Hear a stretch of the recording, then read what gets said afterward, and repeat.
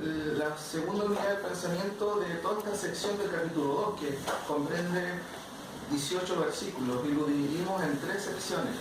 Ahí, por ejemplo, como ustedes pueden ver, el título general: ¿por qué el Hijo se humanizó? ¿Para qué? ¿Con qué objetivo? Y como subtítulo, los logros de Cristo. Entonces lo dividimos en 3 unidades de pensamiento, del 5 al 8, ¿cierto? En lo que estuvimos viendo después de examinar el llamado que el autor hace, porque en el versículo 1 dice: por tanto, en vista de todo lo que se ha visto, es necesario que con más diligencia atendamos las cosas que hemos oído, no sea que nos desdilicemos. Y estuvimos estudiando qué significa eso, y la advertencia que dice: ¿cómo escaparemos nosotros si estudiamos una salvación tan grande? Estudiamos todo ese capítulo, y después del 5 en adelante estuvimos viendo la primera parte, y ahora nos toca la segunda parte, que es del versículo 9 al 13.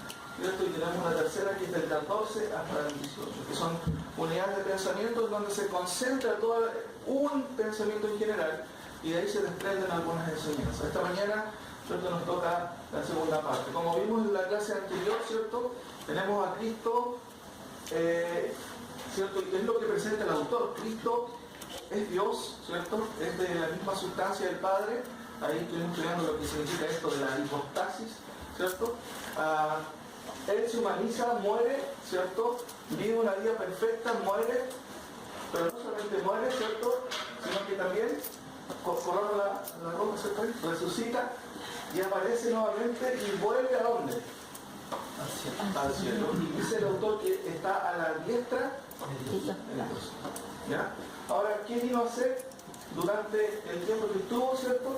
Y aquí tenemos algunas preguntas. ¿Por qué el Hijo de Dios se hizo hombre? ¿Para qué? ¿Cuál fue el propósito? Eso es lo que estamos viendo, y la carta a los hebreos, bueno, explica la superioridad de Cristo, pero en general explica un concepto que vamos a ver esta mañana. ¿Cómo concuerda su humillación con su gloria sublime, con sus prerrogativas anteriores? El autor presenta a Cristo como el máximo exaltado, ¿cierto? Da títulos tremendos en el primer capítulo. ¿Y cómo concuerda eso con su humillación? ¿Cuál es la idea? ¿Por qué se hizo menor que los ángeles cuando es mayor que ellos? ¿Cierto?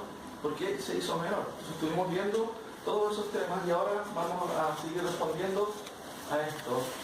Y el resumen y introducción, ¿cierto?, tiene que ver con los versículos que vamos a ver ahora. Del 9 al 13, si ustedes siguen con su vista, yo voy a leer. Dice: pero vemos a aquel que fue hecho un poco menor que los ángeles, a Jesús, primera vez que se menciona completamente, coronado de gloria y de honra, a causa del padecimiento de la muerte, para que por la gracia de Dios gustase la muerte por todos. Porque convenía a aquel por cuya causa son todas las cosas, y por quien todas las cosas subsisten, que habiendo de llevar muchos hijos a la gloria, perfeccionase por aflicciones al autor de salvación de ellos. Porque el que santifica y los que son santificados, de uno son todos, por lo cual no se avergüenza de llamarlos hermanos, diciendo: anunciaré a mis hermanos tu nombre, en medio de la congregación te alabaré. Y otra vez, yo confiaré en él. Y de nuevo, he aquí, yo y los hijos que Dios me dio. Hasta ahí es la sección o la unidad de pensamiento del autor, porque en el 14 empieza con otro pensamiento. Por eso el 14 empieza diciendo: así que, en vista de todo esto, bla, bla, bla. Entonces esta mañana básicamente vamos a ver algunos aspectos de la sustitución.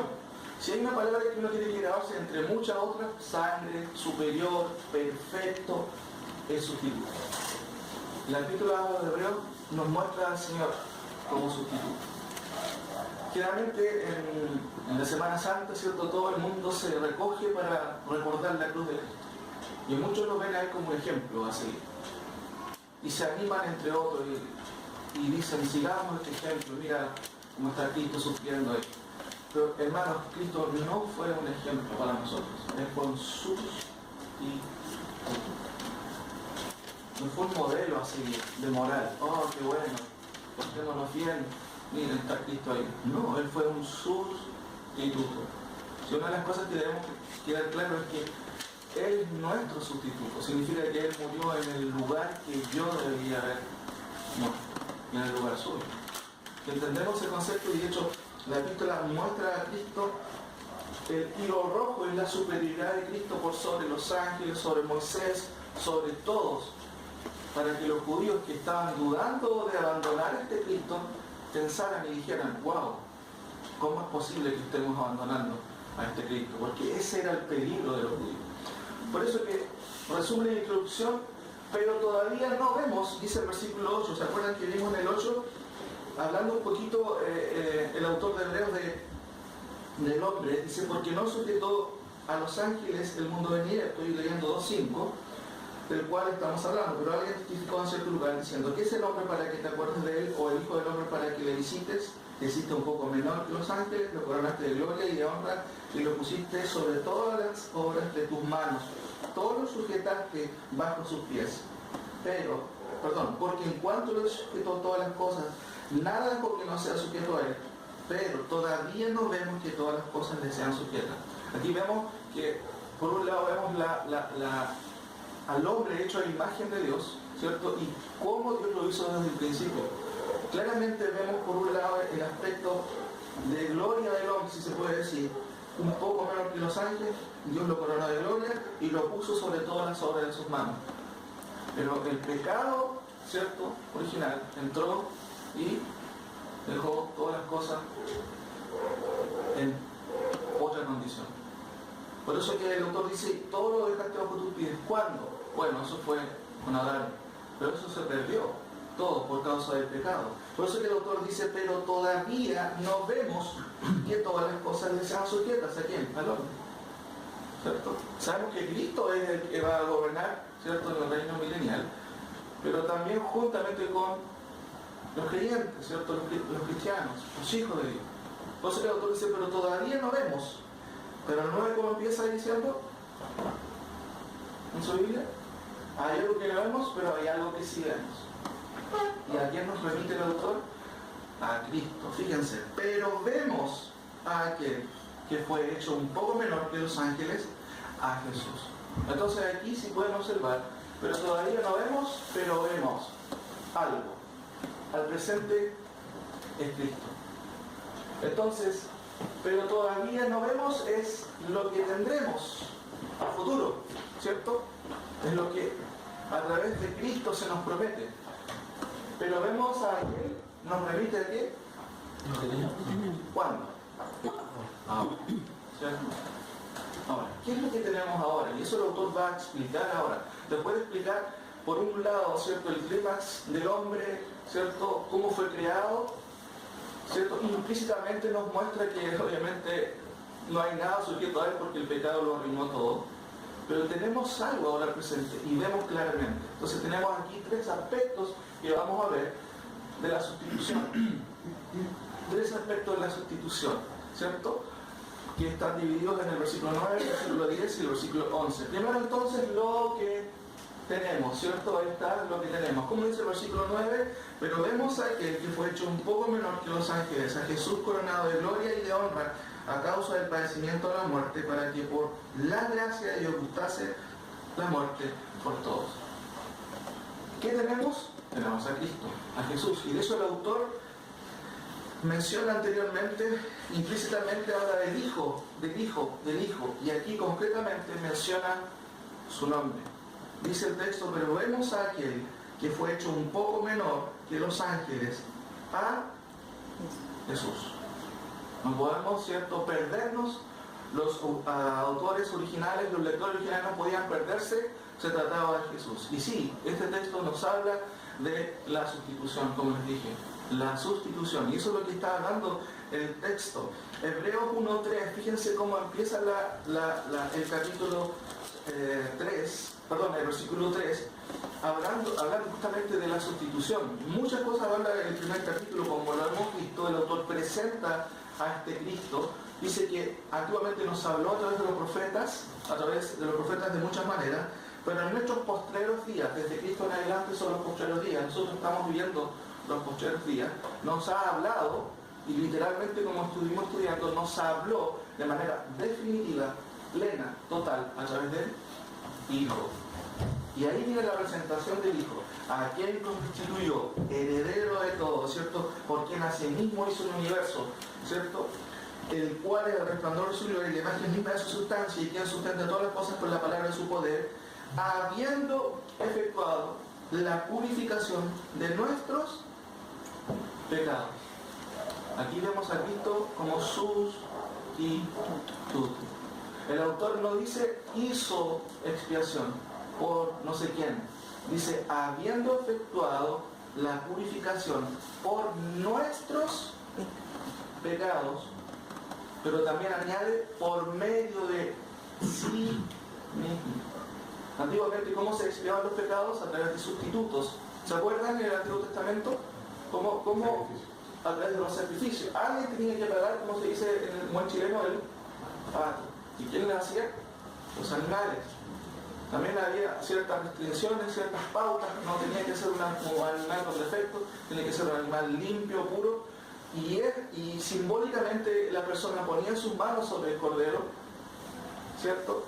Y ese cordero era sacrificado como sustituto. Juan el Bautista dijo: he aquí el cordero de Dios y quita el pecado al mundo. Cristo fue nuestro sustituto. Y claramente el autor de Hebreos dice: habiendo efectuado la purificación de nuestros pecados por medio, no de animales, sino por medio de sí. Entonces, claramente vemos en primer lugar la sustitución del Señor Jesucristo. Una segunda cosa que vemos, el texto dice: porque vemos a aquel que fue hecho un poco menor que los animales. Fíjense qué interesante que lo diga ahora, después de qué. Después de haber puesto las cosas en orden y dejar claro que Cristo es superior a los ángeles. ¿Se acuerdan que estuvimos estudiando del capítulo 1, versículos 5 al 14? Ocupa toda esa sección el autor para decir: porque ¿a cuál de los ángeles dijo Dios jamás, mi hijo eres tú, yo te he engendrado hoy? Es una pregunta retórica. A ningún ángel le dijo, tú eres mi hijo. Y después sigue el autor, es cierto, explicando y dice: y otra vez cuando introduce al primogénito del mundo dice: adórenle todos los ángeles. ¿Le dijo a alguien o le dijo Dios a algún ángel eso? No.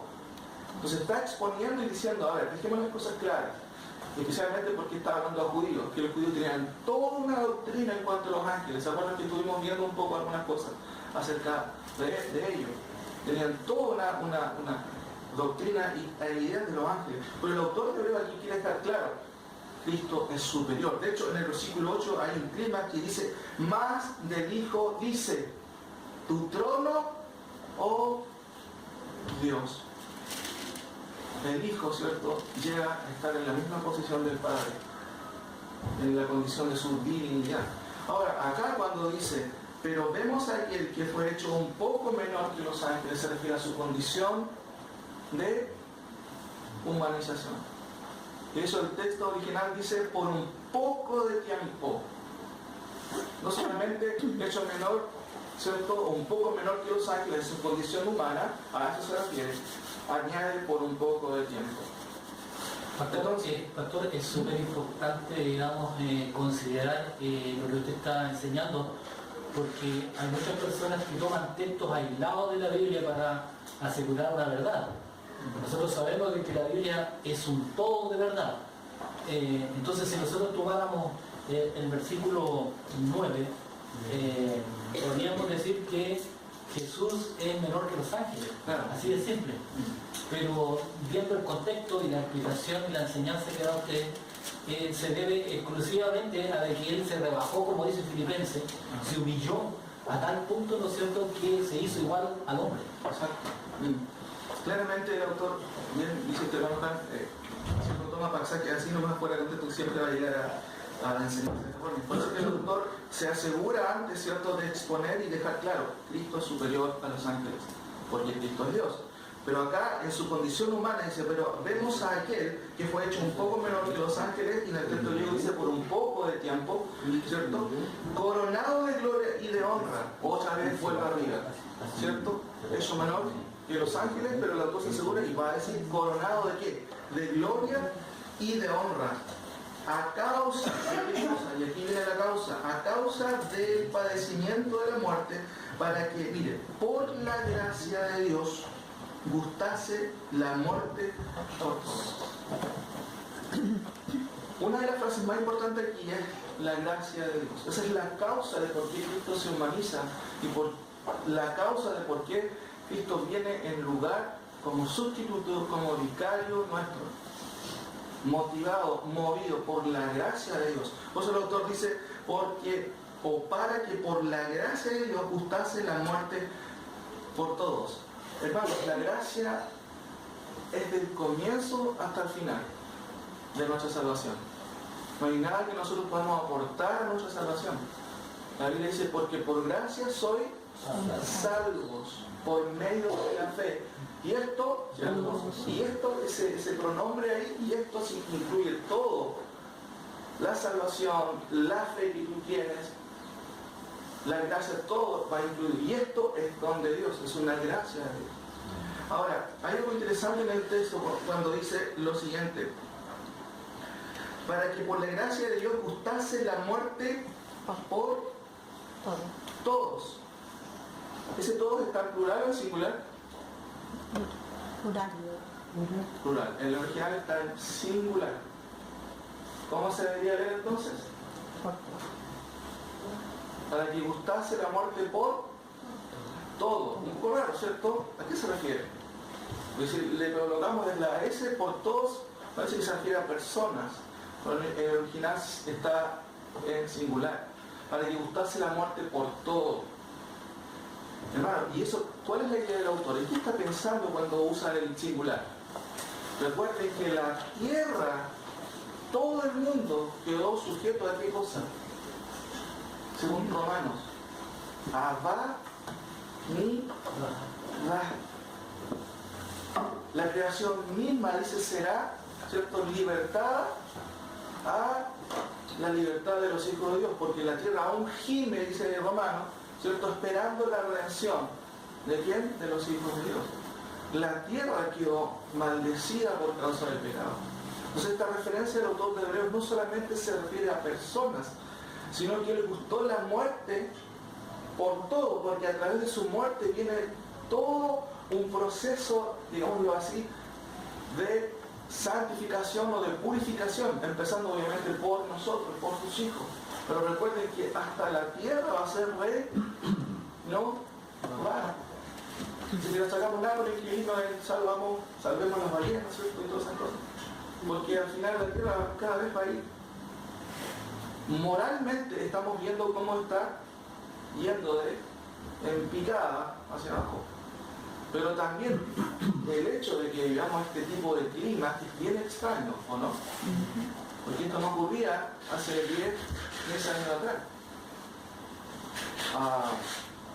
Hay un chico que era hijo del pastor, el pastor Moreno, él está en, si no me equivoco, bueno, en Minnesota, por ahí, cerca por ahí, hay nieva siempre, y él nos comentaba, devuélvanos la nieve porque ellos están con un sol radiante ahora, cuando allá tendrían que estar con nieve. Entonces vemos obviamente en esos pequeños ejemplos que este mundo está bastante raro, si se puede decir. Todo el tema de la capa de ozono y todo. Entonces cuando uno lee el texto, y eso parece interesante, para que por medio, ¿cierto?, como dice ahí el versículo 9, para que por la gracia de Dios gustase la muerte por todo, involucra hasta la creación misma. Luego va a hablar de las personas, claramente, como vamos a ver en el versículo 10 en adelante. Recuerden que estamos viendo los tres aspectos de la sustitución de Cristo. Lo que tenemos, el autor dice, pero aún no vemos que le sean sujetas todas las cosas, ¿a quién? Al hombre.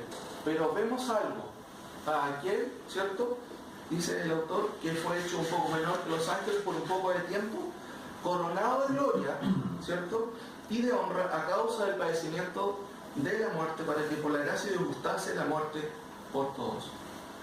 Ya vimos que el autor identifica a aquel, ¿cierto?, al pronombre con su nombre, Jesús.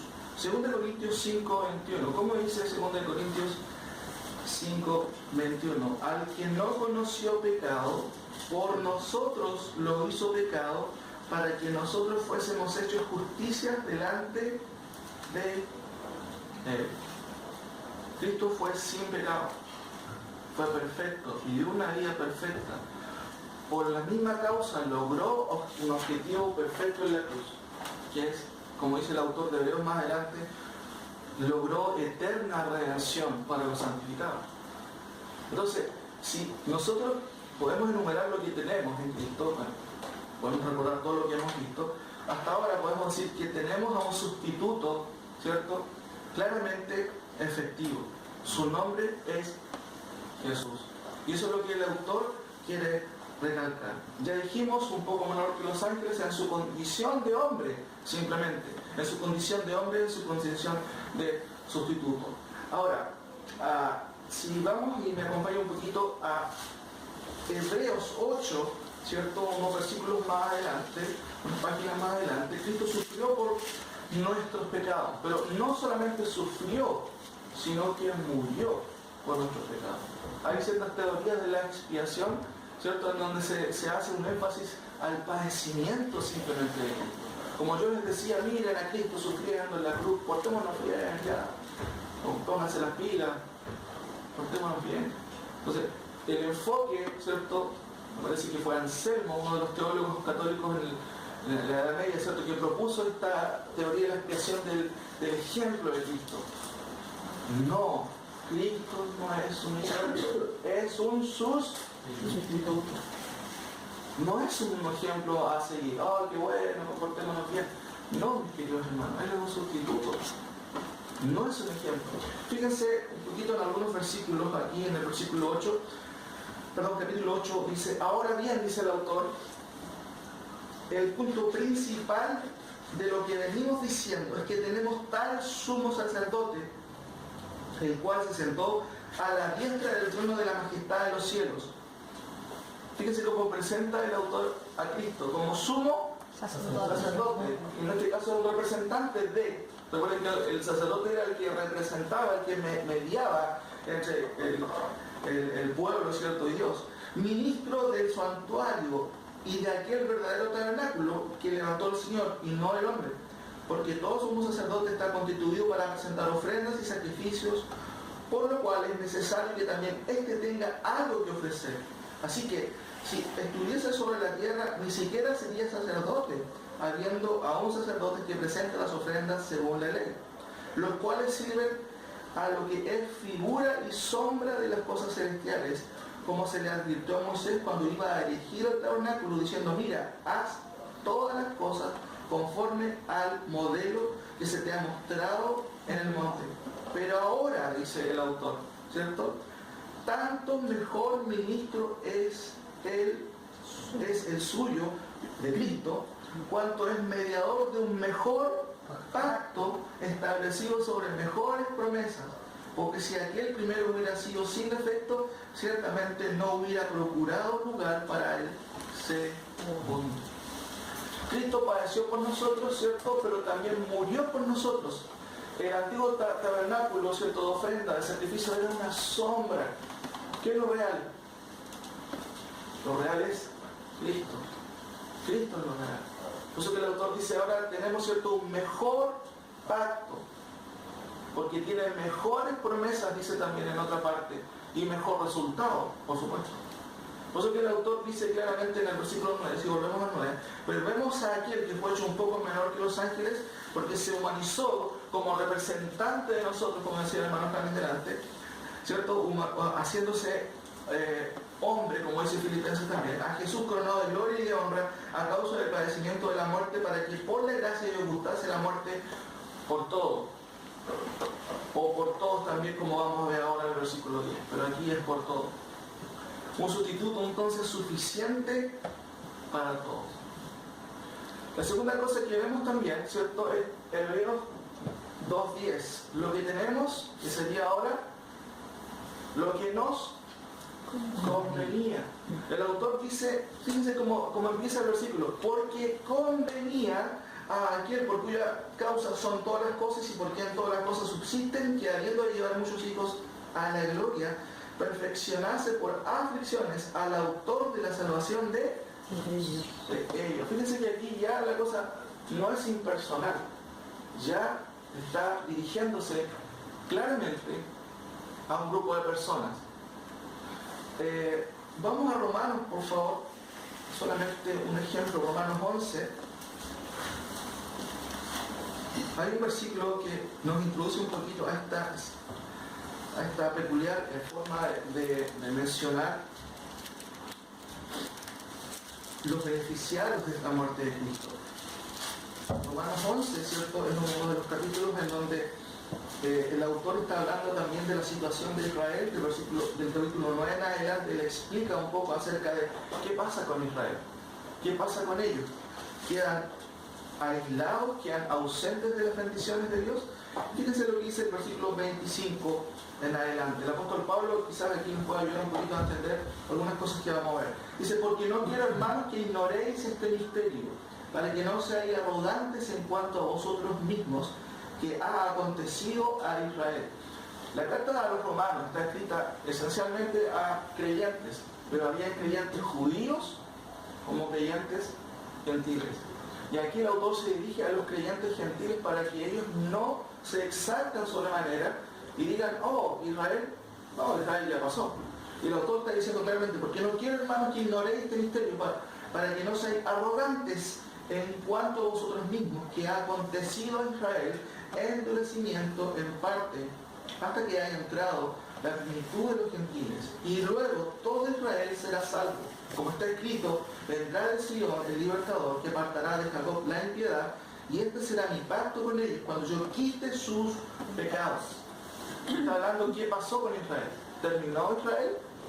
No, aún está en la mente de Dios. Israel no pasó a la iglesia, nosotros no reemplazamos a Israel, mis queridos hermanos. Que también es una postura que se llama reemplacismo, que la iglesia reemplazó a Israel. No. Israel aún está en la mente de Dios. Por eso claramente vemos aquí en este capítulo, del 9 en adelante. Fíjense lo que dice el 28. Así que en cuanto al Evangelio, son enemigos por causa de vosotros.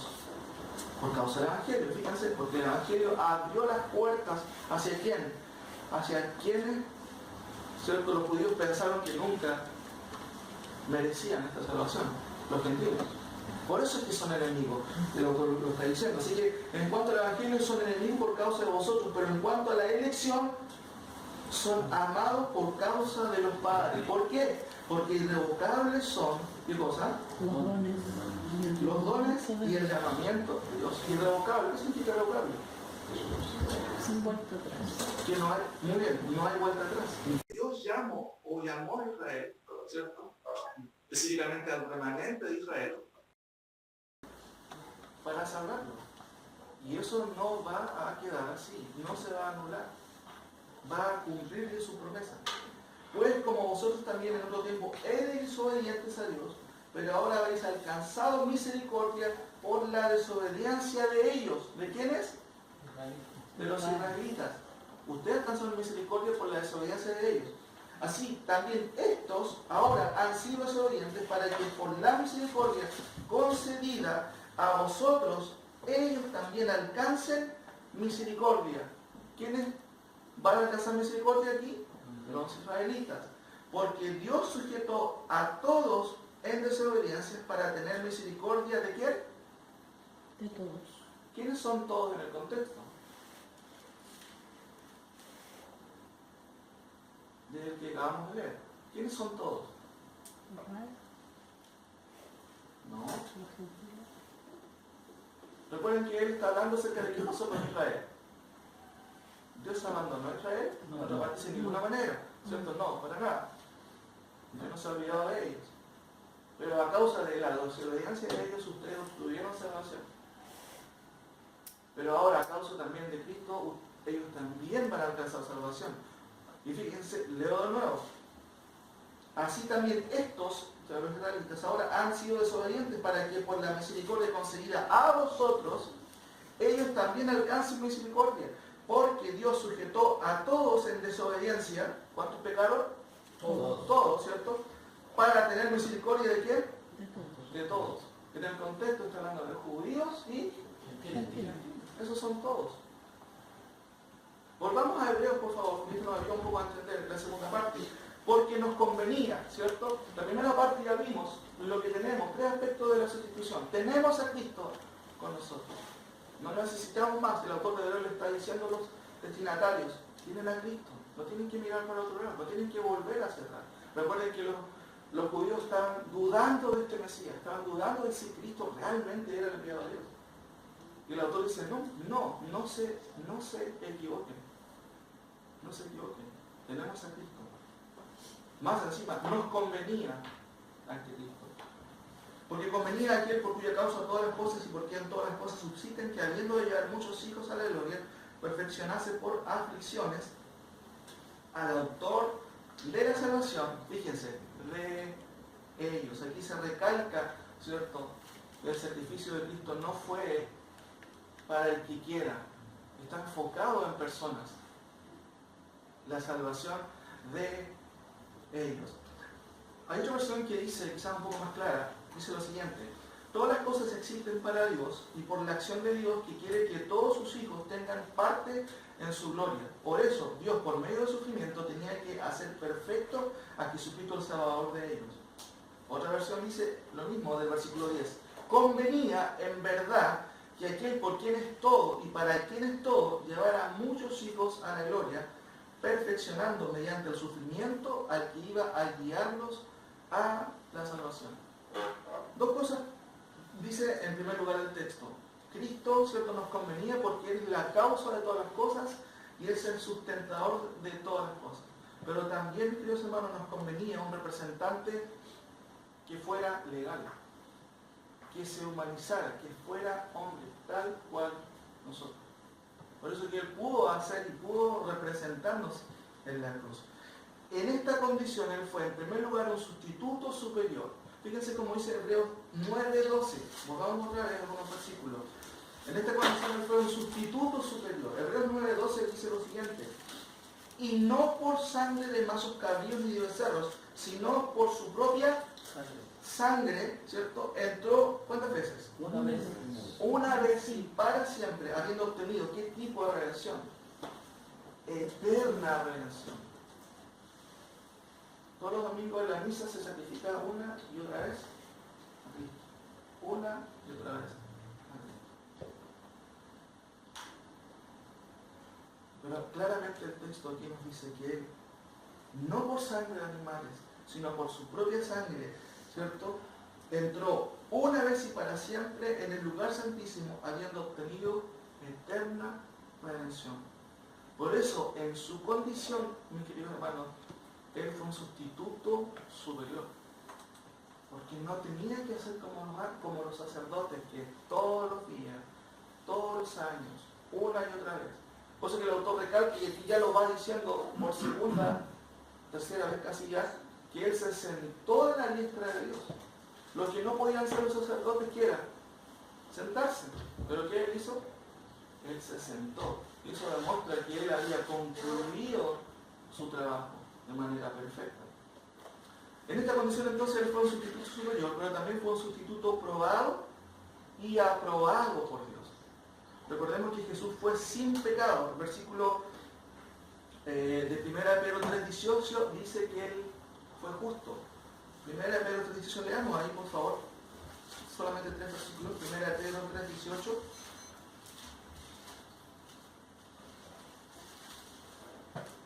Porque también Cristo padeció, y Pedro también lo dice, una sola vez por los pecados, el justo por los injustos, para llevarnos a Dios, siendo la verdad muerto en la carne, pero vivificado en el espíritu. Fíjese la frase que recalca: el justo por los injustos. El justo por los injustos. Lucas 4:33 y 34. Vemos otro calificativo que se le da a Cristo. Lucas 4:33.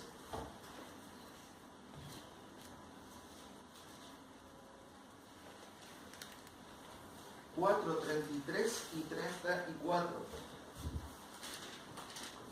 Estaba en la sinagoga un hombre que tenía un espíritu de demonio inmundo, el cual exclamó a gran voz, diciendo: déjanos, ¿qué tienes con nosotros, Jesús Nazareno? ¿Has venido para destruirnos? Yo te conozco, que quién eres, el santo de Dios. En Pedro 2:22 también dice que Él fue tentado en todo, pero sin pecado. O sea, fue un sustituto digámoslo así, probado por un lado. Recuerden que también él fue tentado, Mateo 4, fue llevado ¿a dónde? Al desierto. Dice el texto, por el Espíritu Santo, para que fuese tentado. Si ustedes leen bien, fue una prueba que Dios hizo con su hijo. ¿Y cómo salió de esa prueba? Siempre contestó de la misma manera. Porque escrito está, a tu Dios, solo a tu Dios adorarás. Y solo a Él servirás. Fíjense que cada vez que Él quiso enfrentar la tentación, lo hizo con la palabra del Señor. Es un ejemplo para nosotros cómo debemos enfrentar la tentación. Escrito está, escrito está, escrito está. Por eso es que en esta condición fue un sustituto superior, un sustituto probado y aprobado también, por supuesto, porque logró cumplir la ley al pie de la letra y no frustró el plan de salvación. ¿Qué es lo que quería hacer Satanás? Frustrar el plan de salvación. Pero no lo logró. Por eso nuestro sustituto, mis queridos, es un sustituto probado, pero también aprobado. Y por Dios. También es un sustituto eficiente, porque dice el texto, volvamos a Hebreos, ¿cierto? En nuestro versículo, que llevará a muchos hijos, ¿a dónde? A la gloria. Es un sustituto eficiente. Llevará a muchos hijos a la gloria. El texto dice, porque nos convenía a aquel por cuya causa son todas las cosas y por quien todas las cosas subsisten, que habiendo de llevar a muchos hijos a la gloria, perfeccionase por aflicción al autor de la salvación de ellos. Aparte de que fue perfeccionado, fue probado y aprobado, es un sustituto eficiente porque va a lograr y va a llevar a muchos hijos a la gloria. Y esto también tiene relación a que también él es un sustituto particular, porque dice la salvación de quién. La salvación de ellos, ¿cierto? La tercera persona del plural. No son cualquiera, no sabemos quién va a ser salvo. Sin duda nosotros humanamente no sabemos quiénes son salvos. O frente a la clásica pregunta de quiénes son los elegidos, ¿alguien sabe? No lo sabemos. Pero en el último punto sí lo vamos a saber. Hasta con Ruth, mi querida hermana, no mentira. Lo vamos a saber porque hay una frase muy interesante en el versículo 11 que vamos a ver. Pero fíjense que en esta condición Cristo, en su humanización, Él es un sustituto, dijimos, superior porque no es por la sangre de animales, sino es por su propia sangre, que obtuvo eterna redención. Es un sustituto probado y aprobado como representante y precursor también de las glorias que Dios nos va a dar a nosotros, ¿cierto? En el cielo, a través de la fe, por medio de su Hijo. También es un sustituto eficiente porque va a llevar a muchos hijos a la gloria, es un sustituto particular. Hay un autor que dice lo siguiente, F.F. Bruce, dice, para poder ser un sumo sacerdote perfecto, un hombre debe simpatizar con aquellos a favor de quienes obran, y no puede hacerlo a menos que pueda entrar en sus experiencias y compartirlas por sí mismo. Bueno, Jesús hizo justamente eso. Jesús se humanizó, Jesús lloró, tuvo hambre, se cansó, se enojó, ¿no? Sí, también. Sí. También se enojó, lloró como hombre, 100% hombre. Entonces tenemos dos cosas hasta aquí, ¿cierto? Tres características o aspectos de la sustitución. El autor de Hebreos dice, pero aún no vemos, aún que todas las cosas que sean sujetas, ¿a quién? Está hablando del hombre, que Dios lo puso, ¿cierto? Lo coronó de gloria y todo, y puso todo bajo sus pies. Adán no tenía problemas, ¿cierto? Con la serpiente o con los animales, con los perros se veían barro en ese entonces. Pero ¿qué pasa en el día de hoy? Los animales no se someten al hombre, temen al hombre. ¿Por causa de qué? Por causa del pecado. Pero el autor después nos va a decir, pero vemos ahora. Si hay algo que no vemos todavía, sí, ahora ya, eso va a ocurrir en el futuro. Pero ahora vemos algo, vemos a aquel, ¿cierto? A Jesús, que fue coronado en gloria, que tomó nuestro lugar. Entonces, eso es lo que tenemos. Pero también lo que nos convenía. ¿Qué nos convenía? A un Salvador de esta categoría, superior, eficiente, particular, que muere por los suyos. Por último, mis queridos hermanos, que es la sección del 11 al versículo 13, lo que se nos asegura, lo que Dios nos asegura. Tenemos tres cosas que hemos visto. Lo que tenemos, ¿cierto? Que tenemos un sustituto superior, su nombre es Jesús, el autor lo menciona, pero vemos a aquel que fue hecho un poco menor que los ángeles, a Jesús, para que no se pierdan los oyentes de aquel entonces, a Jesús, muchos dirían, a Jesús, el carpintero, el hijo del carpintero. Sí, Él es Jesús, es lo que tenemos, es lo superior, es lo mejor, ¿cierto? También lo que nos convenía, porque Él fue un sustituto obviamente probado, aprobado por Dios, eficiente, pero también particular, muere por ellos, la salvación de ellos. Y aquí el autor de Hebreos va entrando, ¿cierto?, de una u otra manera, a explicar que esta sustitución, queridos hermanos, no es al lote, o no sé, cualquiera que pueda tener. Nos va introduciendo al pensamiento de que va a llevar a muchos hijos y va a salvarlos a ellos. Dice el versículo 11, porque el que santifica y los que son santificados, de uno son todos, por lo cual no se avergüenza de llamarlos hermanos, diciendo, y aquí cita el Salmo de Dios, y un salmo evidentemente lo hemos visto y lo hemos leído, mesiánico, anunciaré a mis hermanos tu nombre, en medio de la congregación te alabaré. Y otra vez, yo confiaré en él. Y de nuevo dice, he aquí, yo y los hijos que Dios me dio. Toda esta sección, mis queridos hermanos, subraya aún más la seguridad que tenemos los que hemos sido salvos. El autor de Hebreos tiene un objetivo claro en el versículo 10 al 13. Se enfoca en quienes son objetos de la gracia de Dios, pero no lo hace en sentido ambiguo. No sé quién será, dice el autor. No es así. Escribió en términos concretos, habla de hijos llevados a la salvación, habla de la salvación de ellos. Y acá en estos versículos subraya tres cosas que son gravitantes en cuanto a la salvación nuestra. Lo primero que establece es que el Hijo santifica. ¿A quién? A quienes son santificados. La palabra santifica significa apartado de, pero también apartado para. Y hay dos sentidos en el Nuevo Testamento: santificación posicional y santificación experimental. Sed santos porque yo soy santo. Eso está hablando de la santificación experimental, ¿cierto? Siempre somos tentados en la vida y lo seremos hasta que muramos.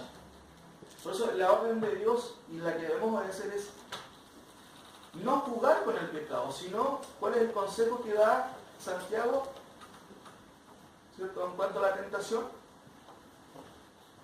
Debemos subir de la tentación. Pero la santificación posicional, y aquí básicamente se refiere a eso, es cuando Dios nos aparta de la masa de perdición, como dice Pablo en Romanos 9, nos aparta como sus hijos elegidos, lo cual, según Efesios, lo hizo ¿cuándo? Desde antes de la fundación del mundo. Ahora, anunciaré a mis hermanos tu nombre. Fíjense que el Salmo 22 claramente, veamos ese Salmo que de hecho el autor lo ha citado durante todos los versículos y los capítulos que hemos visto, que evidentemente son el primero y el segundo, pero veamos este Salmo, que es un salmo claramente mesiánico,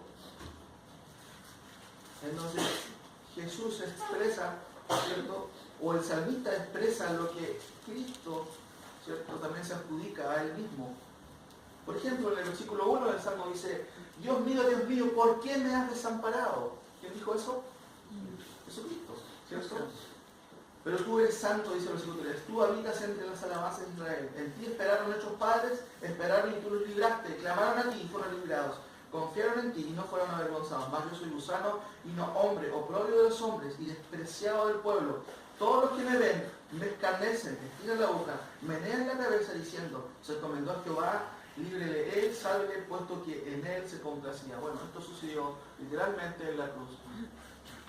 Ahora, si notamos el versículo 22, fíjense lo que dice, anunciaré tu nombre ¿a quién? A mis hermanos, ¿cierto? Está hablando de una relación, mi querido hermano, una relación íntima, no como cualquier persona, está hablando a personas cercanas. ¿Se acuerdan una vez cuando a él lo llaman y él dice, ¿dónde están tus hermanos? ¿Y qué dice él? Mis hermanos son ¿quiénes? Los que obedecen y me siguen al Señor. Evidentemente Jesús tuvo hermanos, sin duda, tuvo hermanos carnales, digámoslo así. Pero él, cuando responde a eso, he aquí mis hermanos son los que obedecen al Señor. Estoy parafraseando una cita de los Evangelios. 22, nuevamente, anunciaré tu nombre a mis hermanos, en medio de la congregación te alabaré. 23, lo que teméis a Jehová, alabadle, glorificar descendencia toda de Jacob, y temerle vosotros descendencia toda de Israel. Y el 25, de ti será mi alabanza en la gran congregación, mis votos pagaré delante de los que le temen. El salmista está hablando, claramente esto, pero son pasajes que tienen que ver con Jesucristo, que él mismo dice. Por eso aquí vemos también, lo primero que establece es que él santifica, como ya dijimos, a los que son santificados, ¿cierto? Juan 17 habla de santifícalos en tu verdad, tu palabra es verdad, y vamos a ver el contexto, muy interesante a quién se refiere ese versículo. Anunciaré a mis hermanos tu nombre, y fíjense en esto, y esto es clave aquí, versículo 13, y otra vez, yo confiaré en él, y de nuevo, he aquí, yo y los hijos que Dios me dio. Fíjense que empieza hablando, en toda esta unidad de pensamiento, del 9 al 13, hablando de que él va a gustar la muerte por todos, se traduce todos en la versión con plural, sabemos que es singular, pero si entendemos el todos en la Biblia, siempre se refiere a quién, a judíos como a gentiles, a todos. Después va a hablar y va a referirse que habiendo de llegar a muchos hijos a la gloria, se va haciendo más personal. Al final del versículo 10 dice que habiendo de llegar a muchos hijos a la gloria, perfeccionarse por aflicciones al autor de la salvación de personas, de ellos. Está pensando en un grupo, ¿cierto? El versículo 11 dice, porque el que santifica y los que son santificados de uno son todos. ¿A quién se está refiriendo? A la salvación de los hijos, a la salvación de ellos. Y aquí finalmente, ¿quiénes son ellos? Bueno, son sus hermanos. Versículo 12. Y acá en el versículo 13, ¿quiénes son sus hermanos? Los que Dios, el Padre, ¿a quién? Al Hijo. Ahora notemos esta frase que es muy particular aquí en Hebreo, pero que Juan, justamente en el capítulo 17, nos explica claramente esta frase de que el Padre da al Hijo. Saltémonos ahí, por favor. Juan 17, la gran oración sacerdotal de Cristo, cuando Él roga o intercede por un grupo de personas. Y aquí tengo una serie de preguntas, ¿cierto?, que quiero hacerles. Y con esto vamos a ir terminando. Juan 17, quédense ustedes ahí mientras yo leo que también en el Antiguo Testamento esta salvación está dirigida a personas. El clásico pasaje es Isaías 53:10, dice, con todo eso, Jehová quiso quebrantarlo, como estamos leyendo en hebreo, ¿cierto?, sujetándolo a padecimiento. Dice el autor de Hebreos que padeció. Sí. Pero no nos quedemos ahí. Él no padeció para ser un ejemplo sufriente de que, recuerden que estamos hablando de que él fue un sustituto, no un ejemplo de sufrimiento simplemente, como algunas teorías de la expiación lo decían. El autor de Hebreos dice, de Isaías 53, quédense ustedes en Juan 17, vamos a ir al tiro ahí. Con todo eso, Jehová quiso quebrantarlo, sujetándolo a padecimiento, cuando haya puesto su vida en expiación por el pecado. Verá linaje. Fíjense qué interesante. Cuando haya puesto su vida en expiación por el pecado, verá linaje. ¿Qué quiere decir eso? Tendrá un resultado, verá una familia salvada. A eso se refiere el linaje. Verá el linaje, vivirá por largos días y la voluntad de Jehová será en su mano prosperada. Verá el fruto de la aflicción de su alma. ¿Sufrió Cristo? Sí. Sin duda, sufrió. Incluso dijo, Señor, si es posible, pasa de mí esta copa. Quiero la copa de la ira de Dios. Sigo leyendo Isaías 53 días y quedará satisfecho justamente por ello, por este sacrificio. Por su conocimiento justificará a mi siervo justo a muchos. Qué interesante. A muchos. Y llevará las iniquidades de ellos. Qué interesante. El autor está hablando de quién? De Cristo, ¿cierto? Pero fíjense, salvará a muchos y llevará las iniquidades de estos muchos, que aquí en Isaías 53 días los llama ellos, justamente como el autor de Hebreos también dice que salvará a muchos hijos y salvará, y por esa causa padeció, para salvarlos a ellos. Por tanto, yo le daré parte con los grandes y con los fuertes repartirá despojos. Esto está hablando de la exaltación de Cristo, por cuanto derramó su vida hasta la muerte y fue contado con los pecadores, habiendo él llevado el pecado de muchos y orado por los transgresores. ¿Quiénes son estos muchos? Vamos a Juan ahora, por favor. Juan 17. Pensando en esta frase, yo y los hijos que Dios me dio. Tengo varias preguntas aquí y con esto vamos a ir concluyendo. Según Juan 17:2, ¿a quién el Hijo da vida eterna, mis queridos hermanos? ¿A quién el Hijo da vida eterna? A lo que el Padre le dio. Dice eso, ¿cierto? Dice, todas las Biblias dicen lo mismo, ¿cierto? No hay ninguna que diga otra cosa. Como le has dado potestad sobre toda carne para que dé vida eterna a todos. ¿Y quiénes son todos aquí? Todos los que le dio. ¿Cierto? Todos a los que le dio el Padre. Según este mismo versículo, ¿qué es la vida eterna, mis queridos hermanos? ¿Qué es la vida eterna? Leo de nuevo, escuché por ahí. Como le has dado potestad sobre toda carne para que dé vida eterna a todos los que le diste. Y esta es la vida eterna, perdón, es el versículo 3, ¿cierto? Que te conozcan a ti, ¿cierto? El único Dios verdadero es Jesucristo, a quien has enviado. Y la palabra conocer, ¿cierto? El término griego ginosco. ¿Qué significa la palabra ginosco? Habla de relación íntima. Por eso cuando Jesús dice, apartados de mí, yo nunca los conocí. Te está diciendo, nunca tuve una relación con ustedes. No está hablando de conocimiento informativo, está hablando de relación. Y esta es la vida eterna, que tengan una relación contigo. Podemos decir a Cristo, Él es mi Señor, Él es mi Salvador. ¿Quién dice eso? Es alguien que tiene una relación con el Señor.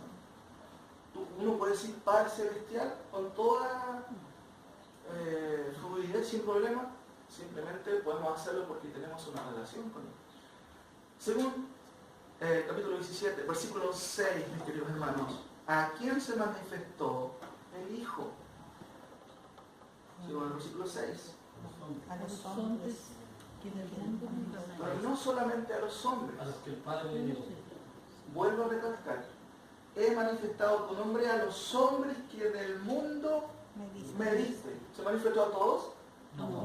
No, dice el texto, a los que el Padre le dio. Y continúa, tuyos eran y me los diste y han guardado tu palabra. Nuevamente en el versículo 6, ¿quiénes guardaron la palabra de Dios? Solamente los que el Padre le dio. Versículo 8, ¿quiénes recibieron la palabra? Se menciona, hay una palabrita, ¿quiénes recibieron la palabra de Cristo? Porque las palabras que me diste les he dado y ellos la recibieron, la acogieron. ¿Quiénes son ellos en el contexto? El Padre, el Dios, 8b, ¿cierto? En el mismo versículo, ¿qué creyeron del Hijo los que el Padre dio a Cristo? Que justamente Cristo lo envió, no que salió de él. Pero ¿quiénes creyeron eso? Los que el Padre le dio. Versículo 9. ¿Por quién rogó el Hijo? Yo ruego por ellos. ¿Quiénes son ellos en el contexto? Los que el Padre le dio al Hijo. Otra pregunta. ¿Quiénes son ellos? En el contexto, los que el Padre le dio. ¿Cierto? Yo ruego por ellos. Pregunta, ¿por quién no quiso rogar el Hijo? Por el mundo. Por el resto. ¿Por quién rogó? Por ellos. ¿Quiénes son ellos? Los que el Padre le dio. Versículo 11. ¿Por quiénes pidió Cristo al Padre? Y ya no estoy en el mundo, mas estos están en el mundo. Y yo voy a ti, Padre Santo, a los que me has dado Guárdalos en tu nombre, para que sean uno, así como nosotros. Versículo 12. ¿A quién guardó siempre el Hijo? Respuesta, a los que Él le dio. Versículo 12, segunda parte. De los que el Padre dio al Hijo, ¿cuántos se perdieron? Lea el versículo. Ninguno de ellos se perdió. Se perdió uno, pero no era hijo o no era parte de los que el Padre. El hijo de la redención. Yo puedo repetir. ¿Cuántos se perdieron? Ninguno se perdió. Ninguno. Versículo 14. ¿Qué les dio? ¿O qué les dio el Hijo a estos? La palabra. Muy bien, claramente. 14. Yo les he dado tu palabra y el mundo los aborreció porque no son del mundo, como también yo no soy del mundo. ¿Por qué los aborreció el mundo? Por la palabra. No. ¿No? ¿Por qué los aborreció el mundo? Porque no son del mundo. Porque no son del mundo. Es muy interesante cuando usted lee Apocalipsis, habla de los moradores de la tierra. Constantemente, los moradores de la tierra, los moradores de la tierra. Y estos moradores de la tierra son los que obviamente están en rebeldía con Dios. Hasta en la tribulación se ven los moradores de la tierra. ¿Quiénes? Los que han hecho de este mundo su riqueza, mis queridos hermanos. Nosotros no sacamos nada con esa riqueza en este mundo. ¿Por qué? Porque no somos del mundo. Si tenemos algo, gracias a Dios, que sea para su gloria, que sea para el beneficio de su obra, no para que nosotros hagamos castillo acá. Ahora, sigamos, me quedan 5 preguntas al menos. Dice Juan 17, ¿por quién les pidió el Hijo santificación? Santifícalos en tu verdad. Tu palabra. Siempre citamos este versículo fuera de su contexto, ¿cierto? Pero ¿a quién, por quién el Padre está rogando que sean santificados? A los que el Padre le Ustedes van a soñar un día con esta frase, por lo que el Padre le dio. Por eso Jesús pide santificación. Santifícalos en tu verdad. ¿A quién? A los que el Padre le dio. Santifícalos en tu verdad, ¿cierto? Tu palabra es verdad. 19. Lea su Biblia y dígame, ¿en qué pidió el Hijo que fueran santificados? En los centros bíblicos de la Eucaristía. No dice eso. Por ellos. Por O en ellos. otros centros bíblicos, No. o en alguna iglesia bautista. La roca, ¿cierto? No, santifícalo en qué? En tu verdad. En tu verdad. ¿Cuál es la verdad? La palabra de Dios. Yo soy la La verdad. verdad y la vida. Pero también la palabra de Dios es la verdad. Ahora, 20. Cristo no quiso rogar por el resto, pero aquí ruega por otros. ¿Quiénes son ellos? Los que han de creer. Mira el versículo 20. Mas no ruego solamente por estos. ¿Quiénes son estos? Los que el Padre le dio. Sino también por los que han de creer en mí por la palabra de ellos. Aquí hay un grupo extraño que aparece. ¿Serán parte de los que el Padre le dio o son ajenos? Dígame, ¿qué piensa usted? Ajeno. Los que todavía quedan por salvarse. Exacto, bueno, los que todavía quieren saber, pero ¿serán un Quedamos. grupo aparte de los que el Padre le dio? No. No. No, mis queridos, son los mismos que aún quedan por salvar. Y no así en ese sentido. Versículo 20, ¿por medio de quién y qué creerán los demás dados al Hijo? Por medio de los escogidos. Y aquí uso una palabra que no aparece, pero está implícita en el texto. ¿Cómo creerán estas personas que deberán predicársele? A través de nosotros, mis queridos hermanos. Por eso que la tarea de evangelización es de quién? De todos los creyentes. Para que los que el Padre le dio también lleguen a conocer justamente a quien pensó en ellos desde antes de la fundación del mundo. Versículo 21. ¿Quiénes quiere el Hijo que sean uno? Católicos, evangélicos, testigos de Jehová, ¿cierto? ¿Cómo? Se usa mucho este texto para el ecumenismo, ¿cierto? Para que todos sean uno. Olvidémonos de las doctrinas y tengamos un credo en nuestra declaración doctrinal. Dios es amor. Y listo. ¿Cierto? No, mis queridos hermanos. para que sean uno, ¿cierto? Se refiere a quiénes aquí, a los que Dios dio al Hijo. Si cada uno de los que estamos aquí somos creyentes, la idea de Dios es que seamos uno, ¿cierto? Que seamos unidos. Cada uno tiene forma de pensar diferente, pero Él ruega por eso. No está hablando aquí de comunismo, para nada, para nada. Por último, versículo 24, ¿dónde quiere el Hijo que estén aquellos que el Padre le dio? Padre, aquello que me has dado, ¿cierto?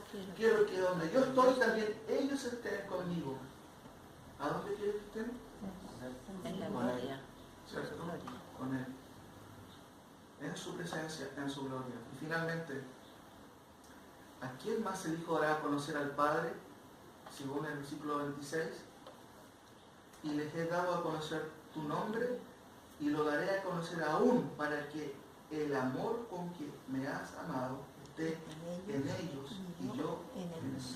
Fíjense que dice, y les he dado a conocer tu nombre. ¿A quiénes? A los que le dio el Padre en el pasado. Y lo daré a conocer en el futuro a otras personas. ¿A quién?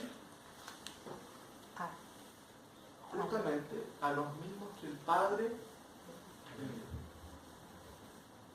4 conclusiones. Tenemos un adelanto de lo que seremos, ¿cierto? Cristo, a quien por la fe veremos. Hay algo que no vemos, ¿cierto? La restauración del hombre. No, eso no lo vemos todavía. Algunos hermanos piensan que estamos viviendo el milenio ahora. No hay por dónde. Pero vemos algo. ¿A quién? A Cristo. Tenemos su palabra. Y por la fe tenemos esa seguridad. Segunda cosa, queridos hermanos, Él gustó la muerte por nosotros para pagar nuestros pecados. ¿De qué manera? De manera definitiva. Bueno, es el segundo punto. Él gustó la muerte por todos. Tercero, ¿nos conviene estar en Cristo?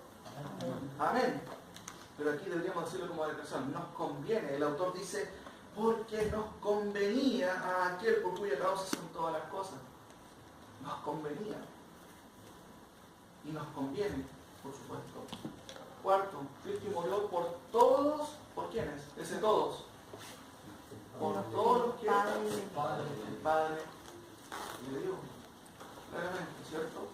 Y finalmente, una de las características de que somos un regalo de Dios a Cristo es que estamos, primero, escuchando, segundo, deleitándonos y tercero, guardando su palabra. Porque uno puede hacer una pregunta, y aquí está lo que dije en delante. Bueno, ¿quiénes son los que el Padre le dio al Hijo? Otra manera de decirlo, ¿quiénes son los elegidos? Nadie puede saberlo, pero siempre la Biblia me da pautas para saberlo. ¿Quiénes el Padre dio al Hijo? Siempre guardaron su palabra. Jesucristo dijo, mis ovejas oyen mi voz. ¿Con discipulado o sin discipulado? ¿Con visita o sin visita? No sé. Mis ovejas oyen mi voz con visita o sin visita, con discipulado o sin. Me siguen igual. ¿Por qué? Porque son mis ovejas. ¿Cierto? Entonces, claramente, mis queridos hermanos, ¿quiénes son los que el Padre le dio al Hijo? Los que se deleitan en su palabra. ¿Usted se deleita en la palabra de Dios? Amén. A veces tenemos conflictos en la iglesia. ¿Qué pasa con esta persona? Que nos digan qué pasará. No, lo que pasa es que falta más visita, falta más, a lo mejor falta discipulado. Hermano, si no hay un corazón nuevo, no puede deleitarse en la palabra del Señor. Si no hay un corazón nuevo, no puede guardar la palabra del Señor. No hay caso. Entonces, para nosotros debe ser un llamado de atención en este sentido. ¿Nos deleitamos realmente en su palabra o es más fácil ver Moisés? Bueno, ya terminó Moisés, ¿cierto? Un rato. No vemos. Nos deleitamos realmente en su palabra. Escuchamos su palabra. Fíjense, ¿se acuerdan que en el tema anterior, el versículo 2 decía, por tanto, es necesario que con más diligencia atendamos a las cosas que hemos oído, no sea que nos deslicemos? ¿Sabe que el mismo llamado para nosotros en el día de hoy es el mismo llamado? Pero que el Señor nos ayude, mis queridos hermanos, a poder abrazar la palabra del Señor, a deleitarnos en su palabra, a gozarnos. Recuerden, esta epístola fue escrita a personas que estaban dudando ¿de quién? De la suficiencia de Cristo. Hermano, ¿usted duda de la suficiencia de Cristo? Podríamos contestar como Pablo, de ninguna manera. Pero la evidencia de eso, mis queridos hermanos, es que yo me voy a deleitar en su palabra, voy a escuchar su palabra, y por sobre todo voy a guardar su palabra, que en el lenguaje cristiano, digamos, no significa guardar la Biblia en la casa, significa obedecer la palabra del Señor. Que el Señor nos ayude a reflexionar esta mañana en nuestra condición como creyentes, si gozamos y guardamos o no su palabra. Hay muchas cosas que el autor dice en esta preciosa epístola. Y el Señor nos ayude a cumplir. Oremos, Señor.